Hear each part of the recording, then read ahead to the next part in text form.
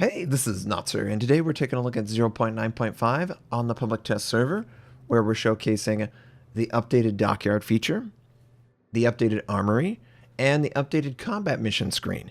Each of these changes are for the better in my opinion, and we're going to showcase in detail exactly what they've changed. Hopefully this answers any questions, and hopefully you guys can take full advantage of the system because we know a little bit more of how it works.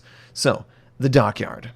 This is something that player base has been hesitantly looking forward to because the first iteration with the Puerto Rico was not viewed with success because it cost 35,000 doubloons and it was really grindy and you had to play a ton, a metric ton of the game and unlock directives in order to just slightly progress the Puerto Rico's build-up. And it didn't really work out for a lot of people. It was advertised as something that was fully earnable for free, when in reality, only 3 people in the world could do that because it required that much grind. So they have changed all of the rules. I'm going to detail those rule changes and leave my thoughts. So we're going to go over here. The Dockyard will involve 20 shipbuilding phases. And for those 20 shipbuilding phases, you will be able to unlock 2 German ships, Admiral Graf Spee and Odin. Now, Admiral Graf Spee have been in the game for 3 or 4 years, so it is conceivable that you might have it. Now, I have been hearing from Wargaming that if you do indeed already have the Admiral Graf Spee, you will get the credit value of the Admiral Graf Spee, but you will not get the doubloon value of it. The Odin is a Tier 8 German battleship with GK secondaries and sort of Scharnhorst or not Siegfried, but Auger guns, 305. So it gives up on gun caliber size in order to get more secondary penetration, which at Tier 8 is a big benefit, but is it big enough to give up so much? That's the question you have to ask yourself. Now, for the phase completion, it's going to be divided into 20 shipbuilding events, very similar to the way the Dockyard was before. Each shipbuilding phase will, in turn, create a construction animation for both the Admiral Graf Spee and then eventually the Odin. Unlike the previous version, this is not something that sort of is building up in real time. Each of the phases just creates this need to build that phase, but it doesn't go past that. There's not some running animation forever. Now, 18 of the 20 directives can be completed completely inside the game, and I'm going to detail those. You can also, at any time, use doubloons to instantly complete any phase, up to the 20. Now, if you wanted to spend 20 shipbuilding tokens worth of doubloons, you're going to be spending 35,000 doubloons, which is a huge amount of doubloons to spend. I think that's somewhere in the realm of like $150. Maybe even higher than that, maybe 200. But that is covering Admiral Graf Spee, Odin, all of the resources, and is actually a bonus that they've introduced into the Dockyard that I don't believe existed before. But in Puerto Rico 1.0 Dockyard, you had coal, steel, flags, premium time. All of this was earnable in each of the shipbuilding tokens, depending on which tier or phase it was.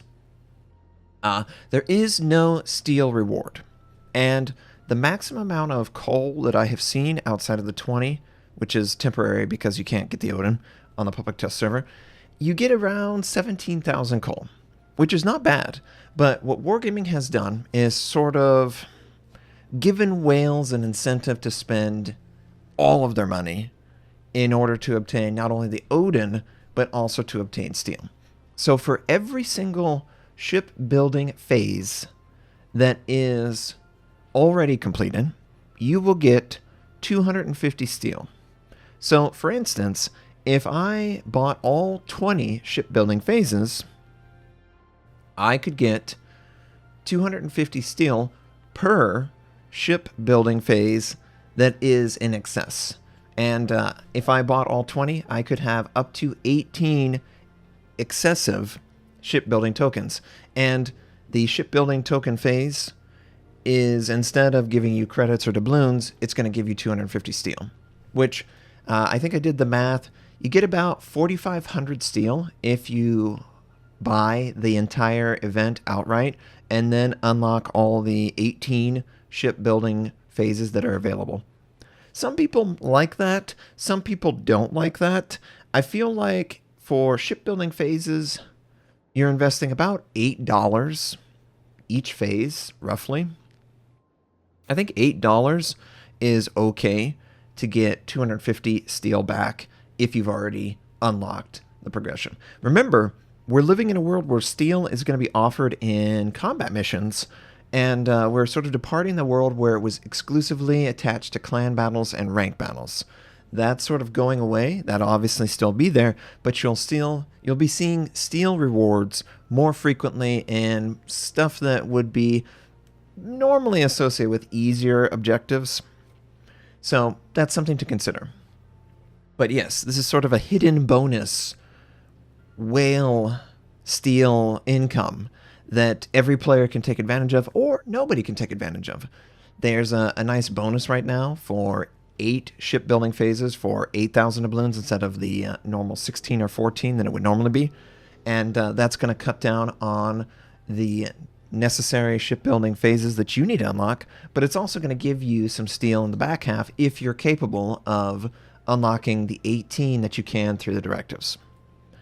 Now, by purchasing the starter pack at a discount, you can obtain and complete the shipbuilding phases required for the Odin. But the starter pack is only available until you've completed your first phase. So this huge benefit needs to be considered at the very beginning. And only you can decide if this is something that is valuable for you as a player. Obviously, you can spend 0 money, and that's completely fine, if that's how you want to do it. Now, let's go look at the actual buildup. Here's the example of the starter pack. Remember, it allows you to get 8 complete phases for the price of basically 4, which is good. That's going to progress you faster. I'm just going to grab this as an example. You'll notice that each of the building phases has associated reward. Phase 1 is some camouflage. We've got some gift containers from the holiday season, very low drop rate. We also have some premium account time, which is really nice. We have some coal as well, some free XP. And as we scroll with our middle mouse wheel, we can see that, generally the resources are the same. They're just more lucrative and they're more, appealing for the player base to try and obtain.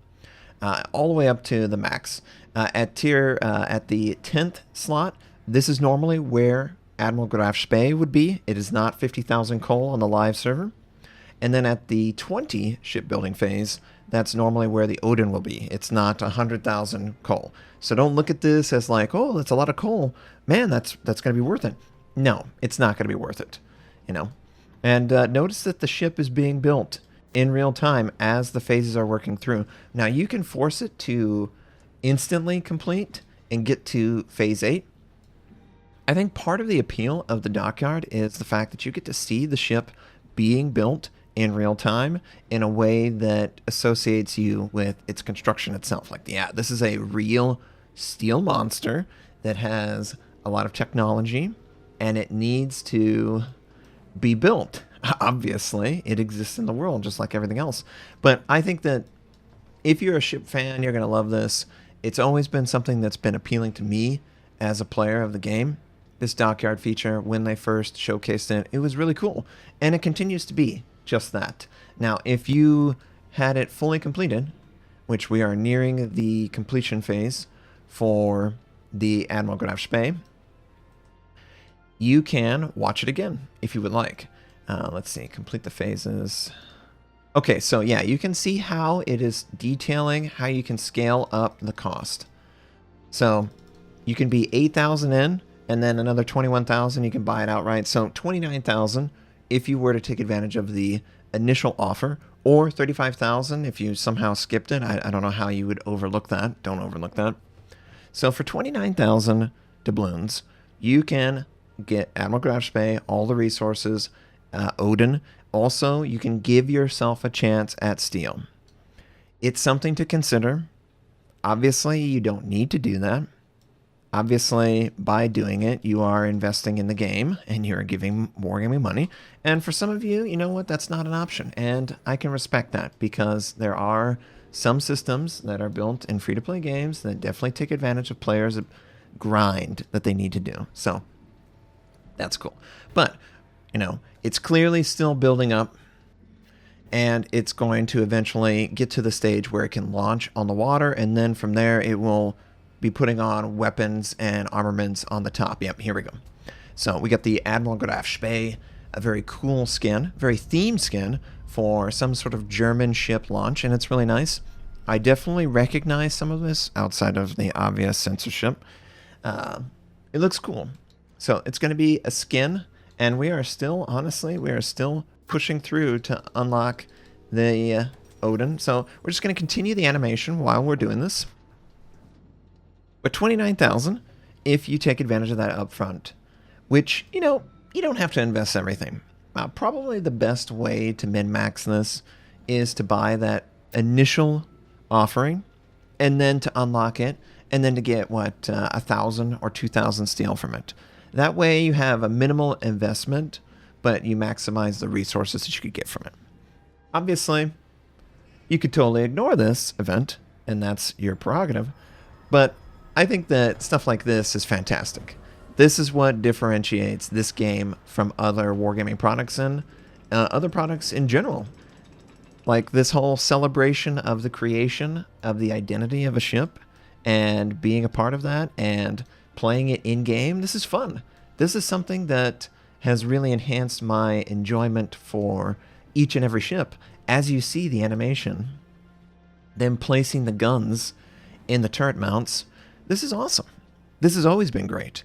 And the art department definitely has continued to make this a feature that I always look forward to. Like, I find this very fascinating to see the build-up, to see the order that they end up equipping the ship, and then the finished product. It's just great. It's really great. Resource-wise, there's a lot of these really high rewarding but limited flags. My one criticism from 11 to 19, or from 11 to 18, you basically don't really have a lot of significant rewards that impact your ability to obtain other things in the game. So it's a real big commitment to go from 11 to 18 and just get flags. I understand that. But the reward is, of course, a Tier A premium. The Odin itself, it's interesting. I don't know that it's necessarily competitive. It's interesting. I need more time with it to really visualize that. But I think that, you know, the rewards are really cool. The animation itself is fun. This seems much more forgiving and much more fair to the player base, giving you a choice on how much you invest in your time versus money. And I like the fact that it's going to scale each and every phase rather than in Dockyard 1.0 where it was honestly awful. It was really awful the way it was handled. It was like every 10 phases you could skip over with doubloons, but each individual phase progression did not contribute to lowering the price. That is completely gone. This is absolutely a much better system, and I hope that it ends up working out. Now, let's take a look real quick at the other features that Wargaming has added to 9.5, those being the armory changes, which, of course, the UI takes forever, and then the combat mission. So let's just take a look at the armory, and then we can be done with this video. So the armory is where you do everything. It's where your research bureau is. It's where doubloon ships, steel ships, coal ships, your upgrades, your unique upgrades will be listed here, your extended duration upgrade as well. These are all here. Right now we don't have the research bureau because I think it's something to do with the public test server. But we've got featured ships. You can add some you can add some available currency. I don't even know exactly what but you got all your currency listed out here.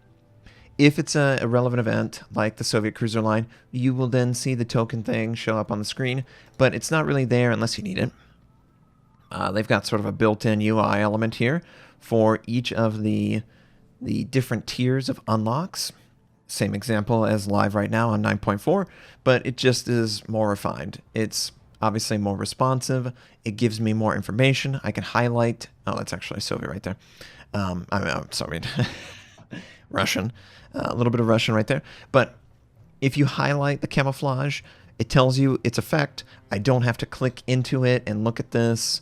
But if I do, it's very fast. It's very responsive. You've got a little animation that builds up for the different random event chance. Sort of fades out over time, telling you exactly what you can get. Good luck with the 700. But it's nice that the UI is snappy and responsive. And for most of the commanders, it tells you roughly what they offer. But for most of the items, it tells you roughly what it offers. And then you can go in and see the detail. Notice how quick and snappy it is. I hope that it's this quick and snappy once it goes live, because that would be a night and day adjustment. Here's where you can buy ship upgrades. You can add your coupon. Got a little animation showcasing it. Obviously, you can buy everything you want. It's really nice. You can then find yourself back. Here's some Russian. Obviously, it's probably home or something like that. Signal flags, camouflage patches. There's nothing new here in the Armory. It's just placed in a way that you can actually appreciate it. They have very few ships actually listed here, but you should have your typical filters that will be available. This is obviously a vastly reduced list of ships that are available, but it does showcase some interesting bits of information, like available consumables, general playstyle, camouflage, pictures of the ship itself. So I think overall, the Armory changes are positive. I think it would be in Wargaming's best interest to give you a chance to check out the camouflage. And what was it? So if you go into the camouflage, you can actually see the camouflage on a ship in port in a really functional way. And it's very easy to access, and there's no confusion on whether you have the camouflage in your port, because it's obviously a UI that supports this. But it's great to be able to preview it on the ship itself. I think it looks great. I would really hope that Wargaming, anything that provides a visual flavor to a ship, should be previewable. Not only these expensive ones.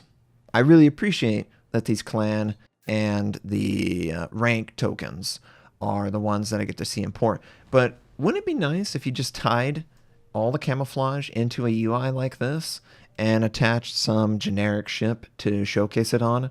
I don't know. I think that this is a great feature, and I would like to see it leveraged more. That's all I'm saying. You could also argue that a player could preview a flag as well, and that would be a nice feature. But let's get over to the combat missions. This video is already pretty long. The combat mission screen, completely different. It is snappy, responsive, everything that the other one isn't, and it's great that it is. They also, sort of the daily mission change system, the chain system that we were used to. It's got it detailed in a very useful list. This is obviously showcasing a mission that needs completion in order to progress the rewards. And it lists it off in a way that I can easily understand it, even if it's faded out. I can highlight any of the rewards and check out their exact function and benefit without having to click on it.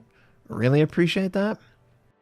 It shows each and every completion criteria, and I can highlight that, and it can just tell me a little bit more information without having to click into so many different clicking elements. Here are the combat missions. These are more of sort of what shows up in your mission, and it has different rewards like, what's this one? This one is going to be credits, or commander reward. So the final reward is both credits and commander, and it involves an ore task. This is a new technology that they can do in combat missions now, and directives. So all of those annoying combat missions that were only exclusively for one class or one type of class, Wargaming is probably going to offer an alternative option in order to complete it. So you won't have to have a token of each and every ship at each and every tier in order to complete if you don't want to. So that's a nice option. And it makes it to where they can have, completion criteria and good rewards, but have an either or, and that either or can give the player freedom to, play a little bit more of, maybe they're exclusively a battleship player and they're not necessarily going to get torpedo hits. Spotting 5 aircraft, much more reasonable, but it is a little bit higher tier. So there's a give and take with it. And also you'll notice that you cannot complete this spot 5 enemy aircraft in a scenario. So it's nice. Clearly the rules are completely different and they have that technology. So that's cool. And it's very responsive, and I think that this UI is wonderful. It's an absolute improvement, and I can't wait for it to actually be in the game. Ribbon hunt, okay. So just, different examples of chains and different objectives and criteria and different nations attached to it. Everything seems to be supported in the UI now, which is really nice. You have a spring season event with some camouflage there, and you've got 1 million hit points worth of damage on the ship. Thank you, Wargaming, for spacing it out. Oh, just every 3 digits, a little bit of a gap is just enough for me to interpret it much quicker. If you guys find yourself looking at these numbers on live right now, and it's like, is it 5 million, 50 million? It's a ridiculous number. Let me just count through those again. Here, visually, I can easily see, okay, it's 1 million, 1.5, cool. And then public test server, this is just rewards. If you play the game, these sort of grayed out icons are what you're going to see at the end of a screen.